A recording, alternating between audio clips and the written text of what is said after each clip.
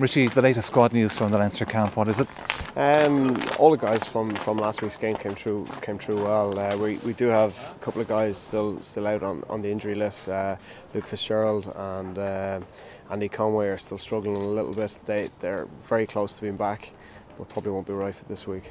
So they're not going to make the game against the Scarlets? Well, we feel that probably a conditioning week is probably what's best for those guys. So they'll probably more than likely spend this week just getting conditioned and getting ready for the game the following week.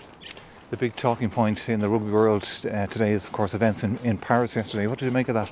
Yeah, it was a bit bizarre. Player safety is the utmost in the end, and I suppose if they felt that the pitch was going to cause damage to players, well, they probably done the right thing in the end. It's just it got a long way down. You know what I mean? A couple of minutes before kick-off was quite a late time to cancel the game. What about the game against Benetton Treviso? An excellent performance from a team that had a mix of youth and experience in it. Yeah, no, definitely. Guys done very well, and it took quite a long time to break Treviso down. They're a tough side, and sometimes don't get the credit that they deserve. But in the second half, the guys really upped the pace and ran in some good tries. Kev McLaughlin leading the side for the first time, and an impressive debut from Collie O'Shea. Yeah, Kev done very well leading the side. He's he's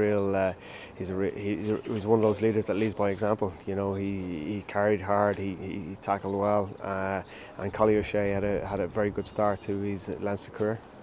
Looking ahead now to this game against the Scarlets at the RDS, your thoughts on that?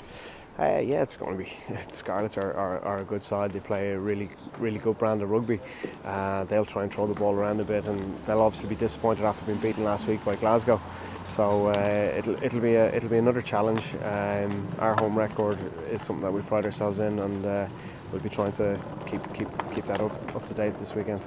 And it's a big night at the RDS, of course, as funds are being raised for action against breast cancer. Yeah, very important ladies' night in the RDS. So hopefully a few of them will turn out, and yeah, it should be a good night all round. And I get from last year hearing a few things. It seems to be a good night, good atmosphere, and as long as the rugby's good on the pitch, that'll keep me happy.